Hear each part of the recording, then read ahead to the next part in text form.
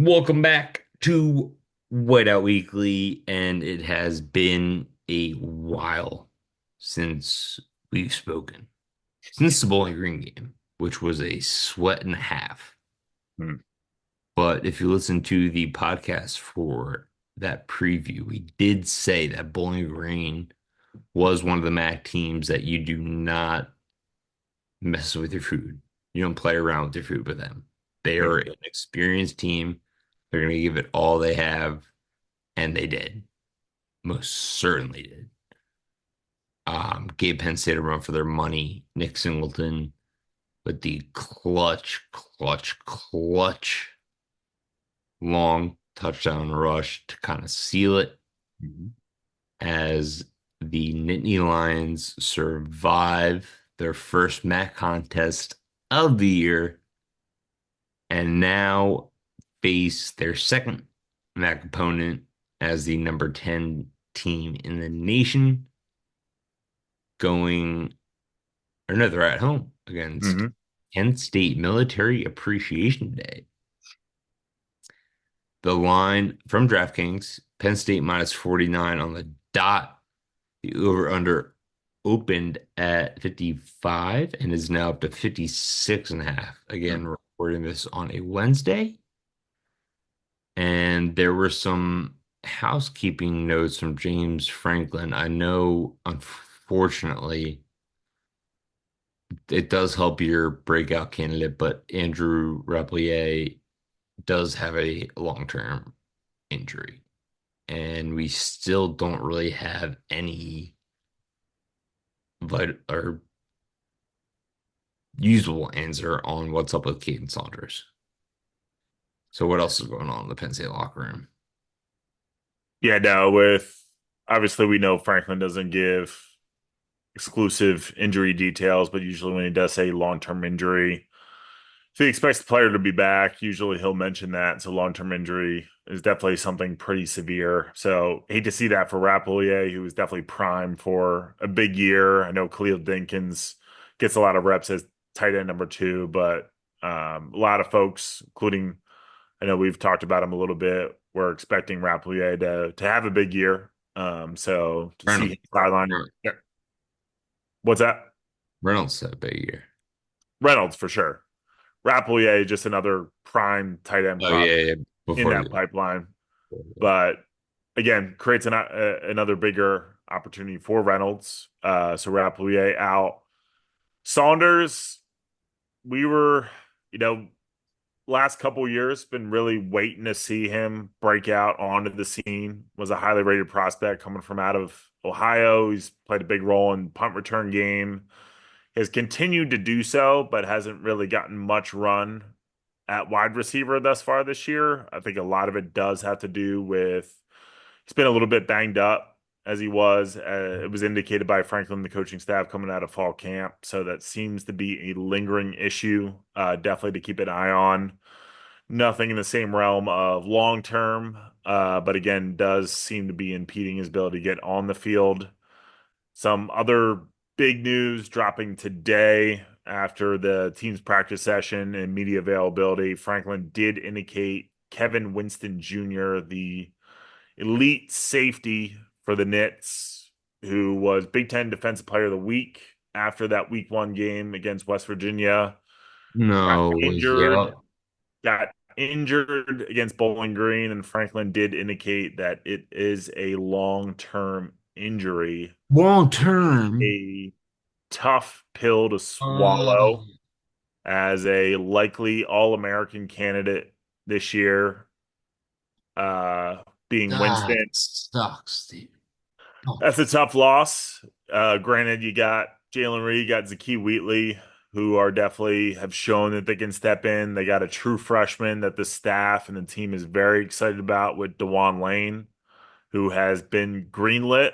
So here's a great opportunity for him to be able to step in, but it's definitely not easy to overcome the loss of, like I said, a likely All-American safety. So that's a tough one. you mentioned his name, but like literally the definition of the faceless defense, the Wheatley. I think him. stepping into that role, Hmm. I think he's going to absolutely excel. I Yeah. think he can take that role on with a head of steam and have a phenomenal rest of the year. Yep. He had an interception last year, right? Or interception last week. Hmm. Yeah. I think he's going to have a huge, huge role for the Nittany Lions going into the rest of the 2024 season. Any Likewise. And then just to wrap up, so then you also got some off the field trouble. So you got Amin Vanover, who has been in the program for uh, quite a while now, has finally been able to get on the field, have some production, but had a off the field issue. So no timetable on what that punishment, if any, will look like. So definitely anticipate Smith Vilbert to get some more run there because you got me and Vanover is out. You got Zariah Fisher, who again hampered with injuries. So slowly but surely losing some of that depth at the DN spot, but definitely yeah, have some younger guys that can look to step up. Like I said, you got Smith Vilbert, you got Max Granville, who is a true freshman who the staff loves a lot from a body perspective, is ready to go. He reclassified to be able to join this year's freshman class. So in a game like this, which we'll get into the schematics of this game against Kent State, but you definitely anticipate some of those younger guys to be able to get some run. So we're definitely looking forward to see the additional depth that they got at DN, but hate to see that for, I mean, interior line still looking good. yep. Um, Devon uh changed his J. last name. Thomas. Yeah. Devon Devon Ellis? Devon J. Thomas, formerly Devon Devon Elise. Devon Day Thomas. He had a sick game. Hmm. Under the radar. Look at the box score. You don't really think he is a sick game, but he was literally doubling up gaps and just filling lanes, letting other people, mainly linebackers and safety, step up to make tackles. I think he's in for a big, big day against a slightly, I want to say smaller, but less weight class Hmm. than Penn State's defensive line. So their Kent State, the Golden Flashes, Yep. their head coach, Kenny Burns, with some Big Ten ties, former Indiana running back from 2003 to 2006. I don't remember him. Sorry. Was also the former Minnesota University running back head coach, a running back coach for 6 seasons before becoming the Kent State head coach last year. Went 1-11. He's 0-3 this year. Clearly rebuilding the program, trying to rebuild the program. The Golden Flashes, they average 12 points per game and give up over 60 points per game. And the numbers are kind of inflated after they got trounced 71 to nothing against the Tennessee Volunteers. It was 37 nothing after the first half, 65 to nothing at halftime. And funny moment, Tennessee goes to the onside kick up 30 nothing. That was hilarious. Volunteers almost had three running backs reach the century mark. Dylan Sampson, I want to talk to Sampson, 13 carries, 101 yards, four tutties on the ground. Deshaun Bishop, their home run hitter, 7 carries, 120 yards, two touchdowns, and a 53-yard long. So it didn't all come in one, big chunk play. And then they almost had a third, 1 yard short. Peyton Lewis, 10 carries, 99 yards. 1 yard short of having three backs go over 100 yards. So Kent State has allowed over 200 rushing yards in all three of their games, including that upset loss to St. Francis of Pennsylvania, who won 23-17 in week two. FCS opponent. FCS opponent. They threw the ball 11 times, 22 times, 11 completions, and then they ran the ball for 47 rushes, 207 yards, and a touchdown. 4.4 yards per attempt. So their rushing defense looks like the most vulnerable part of this team. But is there anything on offense that we might be concerned about given how we played last week against Bowling Green? No, I mean, I know from the Kent State staff perspective, they do feel very confident in their running game. So you got Kai Thomas, senior transfer, sat out last season, the transfer from Minnesota. So he's got familiarity with the head coach, Kenny Burns. Um, Oh, 36 carries, 89 yards. So, a measly 2.4 yards per carry. Is a threat out of the backfield with 8 catches for 43 yards. Third most targeted player on the team this year. And then you got running back Curtis Douglas. that good that they're third most targeted players on running back. Mm-mm. No. You got Curtis Douglas, sophomore, 22 carries, 73 yards, 3.3 yards per carry.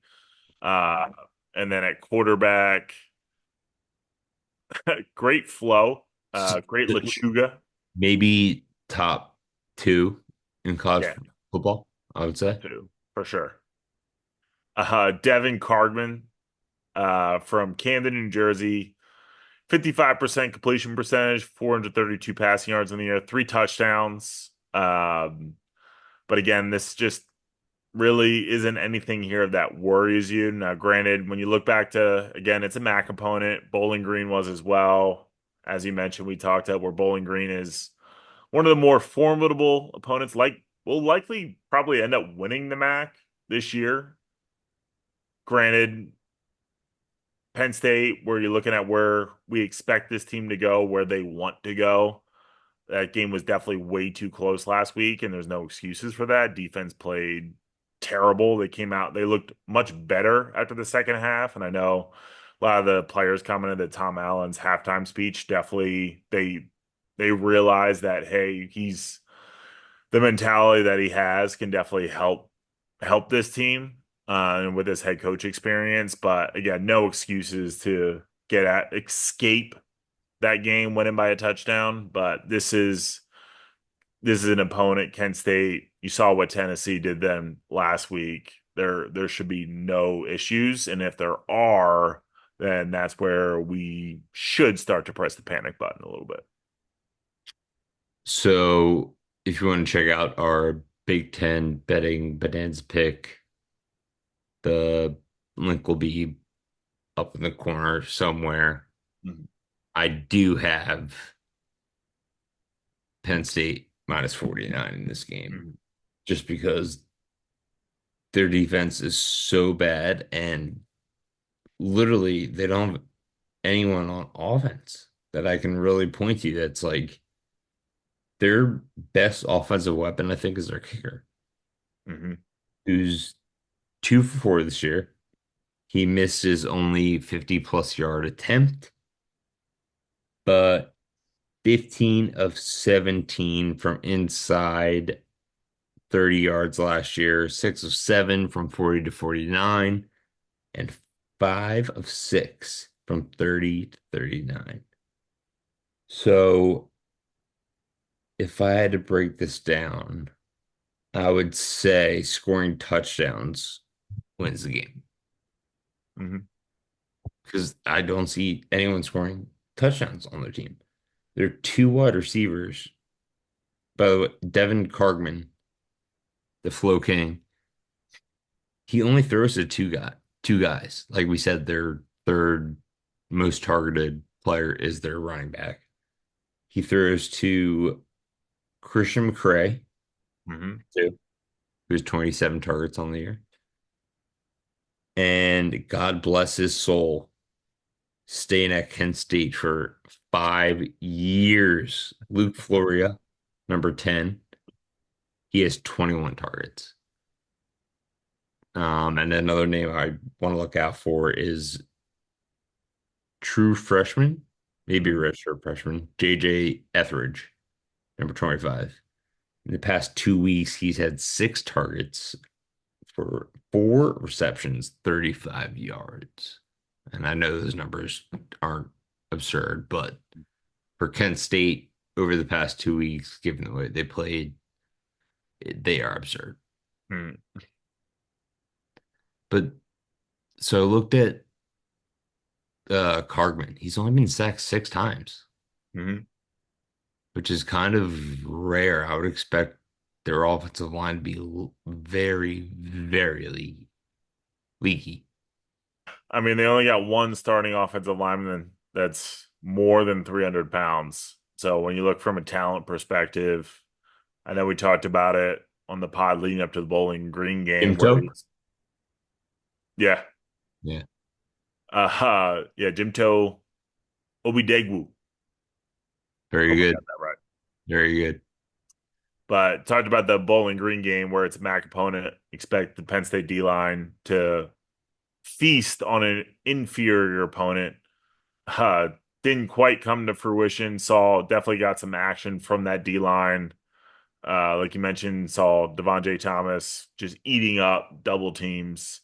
So they were definitely able to apply pressure, but again, weren't able to get home. 0 sacks in that game. It's got to be a different story this week, especially when you look at the physicality and just the physical makeup of what Kent State's O line is compared to Penn State's D line. So got to be able to showcase that you can get home and get home to the quarterback, get him to the ground, and get him off the field and keep that offense rolling. Yeah, now that I'm looking deeper, this O-line absolutely stinks. Those Russian numbers speak for themselves. Yeah. 2.4 average, 3.3 average. hmm Um, they're only over 300-pound lineman Jim Toe Obidegwu. Tell us who said that better. He leads the team in sacks allowed with 3. hmm He also has 5 QB hurries, which is also first on the team. And I think the mark or the leak, other than Jim Toe, is going to be on that right side. Right tackle Cameron Golden. He, he is the most QB pressures on the team with 7, and the most QB hits allowed on the team with 3. And their right guard, Cameron Golden's a right tackle, right guard. Dustin Morrill is tied for second on the team in pressures allowed with 6, 1 QB hit allowed this year, and a sack. So actually gave gave Jim Toe a little slack there. He's third in QB hurries with 5. Still not good in only 3 games. So going to their defense, anything better here, or is it just still the same old bag of doo-doo? Same old bag of doo doo. So yeah, they return 4 starters, 2 in the secondary, 2 in the front 7. Name to look out for is Cameron Olds, a hmm junior edge rusher who has 11 pressures on the years, 3 sacks, and he had 4 solo tackles versus Tennessee. But he has a little bit of a missed tackle problem, has missed 6 in 3 games. So definitely a weakness for Katron's jump cuts, Nick Yep. Singleton's speed to take advantage of. Also on the edge, Matt Herman. He's going to be kind of like their linebacker outside or edge rusher hybrid. They're on kind of a weird 2 or 4-2-5 defense. Hmm. Um, Big name to watch out for here. Rocco Nicole. He is the mark. The Omar from The Wire mark. So he's been the most targeted team on Kent State, 17 targets, allowed 12 receptions for 135 yards. That's 11.3 yards per reception, 56 yak yards. So he's not tackling well, but he does have two pass breakups. So if Tyler Warren or anyone in the slot is one-on-one with this guy, shine the bat signal. Yeah. Be like, hey, take this dude triple option route, whatever you need to do to get open, take this guy because he's a liability back there. And probably their best defender who missed pretty much all of last year. He only played in 5 games, but is one of two leading tacklers, along with their other linebacker, Mason Woods, who's a transfer from Towson. Hmm. Um, they tend to over pursue a little bit. So against Keytron and Nick Singleton, that's not something you want to do. You want to break down and look at their hips and drive through because they're Hmm. just going to absolutely break your ankles otherwise. So the front seven, nothing to write home about. I think the rushing attack is in for a humongous game. Hmm. And then looking at the secondary, we have Dallas Branch, San Diego State transfer. Burns, Kenny Burns, their head coach, said that the running back position was the strength of their offense. We went through the numbers. Clearly not. He says that the defensive backs are the strength of this team. Like I said, Dallas Branch will operate outside corner, San Diego State transfer. The other outside corner, Jalen Johnson, a Monmouth transfer. And then here is where we exploit deep. Hmm. Free safety, Josh Baca. 7 targets, 5 catches allowed, 66 yards. That's 13.2 yards per catch. No touchdowns allowed. Does have a pass breakup, but 5 missed tackles. Hmm. So you get Amari Evans, Trey Wallace on a crosser, break that tackle, boom, Yep. off, off to the distance. And their other safety, Alex Branch, who is a one of the 4 or 5 return starters, 4 return starters. He has again 7 targets against him, 5 catches allowed, but for only 42 yards, 22 yards after the catch. So, AKA, guys are just beating him all throughout, catching the ball, just burn. Hmm. And 1 touchdown allowed, but he does have 1 interception. And again, going along with the missed tackle trend, he has 6 missed tackles. Hmm.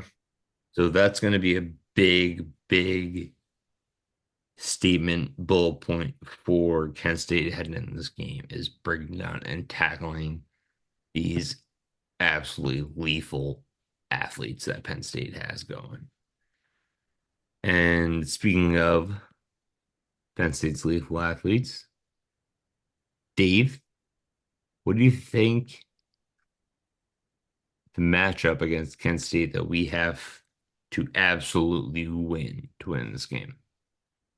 You already mentioned it. Simple. It's an easy formula. Run the dang ball. What had happened last week against Tennessee? Volunteers went for 56 rushing yards, 8.3 yards per carry. It's there. Proof is in the pudding. Just give it to Singleton and Allen.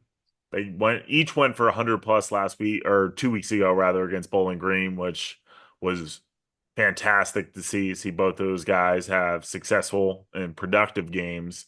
I expect more of the same this week, and I also expect like Tennessee had, where they almost had three guys go for 100. I expect to be able to see a lot of Cam Wallace in this one. Yes. I hope you were going to say Cam, that. I Hope you. think he's, I think he's got, I think it's 7 carries, 26 yards. We've talked a couple of times and agree where he's got some juice when he gets that ball. So I would love to 8 be for able to get that 24. Yeah. position early where he's able to tote the rock. I would love to be able to see maybe a little bit of true freshman Quentin Martin in this one. I know he hasn't Woo-hoo. quite been greenlit. I don't know that he will. I don't know that he needs to, but this could be one of those games where, hey, get him out there, see what he's capable of. But I think Singleton and Allen get the party started early, and then Cam Wallace gets an opportunity to tote the rock a little bit more and uh, run the ball all day long. Yeah, before I go into my matchup that Penn State has to win over Kent State, I'm going to say that all three of those guys go for 300 yards. Hmm. Or maybe between Aller, Singleton, and Katron, they're going to go for 350 plus. How about that? I dig it. All right. So we I we put out a tweet today about Deny Dennis Sutton. He leads the team in pressures with 6. However, he only has 4 or 3 quarterback hits, has not been able to cleanly land the sack. So people who are obviously box score watching are assuming he's having a bad year, but it's quite the opposite. Teams are keying on him, double teaming him at all costs. If Abdul Carter is kind of roaming around, they'll take care of that. But it's mainly double teams Deny Dennis Sutton. So Penn State 2 sacks on the year are third worst in the entire FBS. They're tied with Miami of Ohio, who has also played 2 games. So my key for this game is 3 guys, 2 guys really. We're gonna go with besides stopping the run, we gotta get to Cargman. Denied in a sudden currently has a pass rush win rate of 21.6%. I expect that to go up against these inferior tackles. And Zane Durant, my dark horse king of the year, he's showing up in those first 2 games. He's a 27.8% win rate on pass rushes. Like I said, a lot of one-on-one matchups for him with Denied and Sutton Hmm. at Bill Carter on the outside. He's got to get to the quarterback. So I think this is going to be a absolute sack party reminiscent of Maryland last year and the year before, right? I think we had like Hmm. 6, 7, or 8. No. And I think this is going to be Deny and Abdul's coming out party. They're going to have a sack and a half each. They're just going to be in the backfield at all times, causing havoc. We're off the bye. I think we're going to have a way to scheme up Abdul because he's kind of been, I mean, he's been all over the ball, but he's kind of been missing from what the linebacker Abdul Carter was. So I think this bye week will really help us scheme him up. And if we do that, Zane Durant's going to be one-on-one, all Hmm. alone to get home, baby. Yep. So, lastly, why don't you go first on this? Your Iron Lion to watch against the Kent State Golden Flashes. So starting on the defensive side of the ball, again, seems like we're singing the same tune tonight, baby. But I got denied Dennis Sutton. Ooh, bad. Bad tune there. Bad tune. Yeah, did not hit that note. But I Going think for I'm F flat. looking for him to we've seen where he's in on a ton of action, like you mentioned, where he's his win rate against opposing offensive lines has been there. But I think really what I'm looking forward to see is really that key showing he's the best defensive end in the nation, which is what he's striving to be, and which he has all the talent in the world to be able to be. But just that key flash play in this game, that strip sack, fumble recovery, or that big time sack, getting to the quarterback. There should be a matchup where you should be able to do so. So I'm looking for him to shine as my Iron Lion this week. The one thing I'm looking at though, so they have two tight ends, senior Mhm. Connor Muldowney and Charlie Skehan, who is a transfer from Alabama. Alabama to Kent State. All right. Do anything for Uh, playing time. they have zero targets this year, purely blocking Mhm. Titans. And going with, the weight class of that offensive line, Muldowney, I believe, is 220, pushing 220 plus. So Mhm. he's kind of like another lineman, which makes doubling Abdul and DDS that much easier. But like you said, if they want to be the player that they want to be, they have to be able to handle those double teams, Yeah. just like Abdul did against West Virginia, forcing that incompletion. Again, watch the games, watch the impact he has in the games and how he's forcing the ball early every time. He might not get there for the sack, but he's forcing havoc. Yeah, sorry, I gotta plug in my charger. What's up? I gotta plug in my charger real quick. Rookie. Rookie move. No one can contact me when I podcast. All right, I'm good.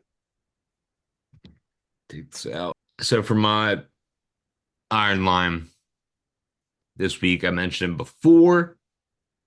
Zaki, the turnover king, Wheatley. They're going to be forced throw, I think. We're going to get up early often. Hmm. And the key is that perfect faceless defense center fielder who just has range. He's lengthy. He can run sideline to sideline, absolute ball hawk. I think he's going to have his second straight game with an interception and possibly have a couple pass breakups. I think he's going to fly all over the field. Hmm. I Zaki Wheatley is my man crush on Penn State right now. Hmm. Offensively, again, singing the same tune. The running backs, Nick Singleton, he has 6 rushes over 15 yards this season, which is, I think, it's top 5 in the league with, splitting carries with Hmm. Patron. But I would also love to see Nick Singleton go for back-to-back 100 plus yards games. That would be Likewise. absolutely awesome. Both of them, actually, Catron and Singleton, back-to-back Hmm. for the Long Boys. That would sincerely increase their draft stock. Yeah. Hoping, I mean, pie in the sky that both of them stay until their senior year, but you know, the hype on Singleton is real as Hmm. a pass catcher, as a home run threat, as a punt returner, kick returner. He might leave, so I'm looking for the Lawn Boys to absolutely dominate the rest of this year. So we got a spread of 49. Again, over under 56. So they're basically saying 49 to 6 be 55. 49 to 7 would be 56. That would be a point Hmm. 5. By the way, did you see that? What was that game? Oh, Chiefs Ravens. Did we talk about this? Mm. So final score 27-20. Hmm. Obviously, Isaiah Likely had the callback touchdown. Yep. Guess what the spread on that game was? 47 and a half. Oh my God. Dude, first game of the season, people lost by Oh, 5, and everyone's betting the over first game. Like, yeah. who's betting the under on the first game of the season? Like, get out of here. That's brutal. So yeah, Penn State minus 49, over under 56. So they're basically saying 49-7. AK, we're not going to cover. I think it's going to be a 59, 8 touchdowns and a field goal. 59-3 win. Penn State is actually that bad. Yeah. 59-3. What do you got? Going 63 to 3. Whoa! Another touchdown and field goal. Hmm. Little Uh, fun fact too. Do you know how much Penn State is paying Kent State in this ball game here? no, I would love to know. $1.6 million. No, it's more than Northern Illinois. Yeah. But, but I want to go back, by the way. Bowling Green not winning the MAC. Northern Illinois is. Mm, Um, shit, 1.6 mil. How yeah. much we pay Bowling Green? 1.5 mil for Okay, that nail biter. jeez. I mean, it's good for the lower program teams. Good for the That's all. Mac. Yeah, it's awesome. Great for the MAC. Great for Return the of Mac. the MAC, baby. One last stat to send you out. James Franklin versus non-conference opponents. He's 33-7 straight up and 24-16 against the spread. And that's up to date with 2 games played this year. We kind of thought Bowling Green was going to be tight. Did not expect it to be that butthole tight, but we got away with the victory. 2 Hmm. 0 victory week. It's a 1 0 mentality. Every week we got to win. And this week is no different. Kent State, Ohio State, doesn't matter who's in front of us. We got to take care of business. And lastly, I just want to thank all of our supporters across YouTube, Twitter, Instagram, wherever you follow us. It truly means the world to us being able to do what we love. We absolutely love this. If you want to support us even more, hit that little bell button. If you're watching on YouTube, one little click goes such a long way for an independent, basically podcast program, social media network. And if you're listening, give us a little 5-star rating. It would really help us out. It would really help the independent network out, take down the big guys. I've had quite quite enough of them.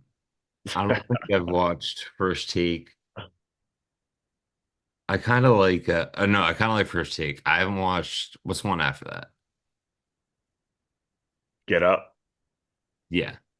No, I watch Get Uh, Up. I don't watch First Take. Don't watch First Take. No, no hatred whatsoever. I'm just saying be a little better. Be a little better with your Just be no, better. be a little better. A little less snooty, a little more analysis. That's what I like my time. So yeah, sorry for that heartfelt message, but once again, thank you all. We could not do this without you. We can't believe the support that we've gotten, Mhm. that it's lasted this long. We're hoping to make some big moves, some big steps forward going into this season and the next season. And we cannot wait to have you along for the journey with Whiteout Weekly. But first, we head into week 4. Want to know, let's beat Kent State. Love you guys. Peace. Peace.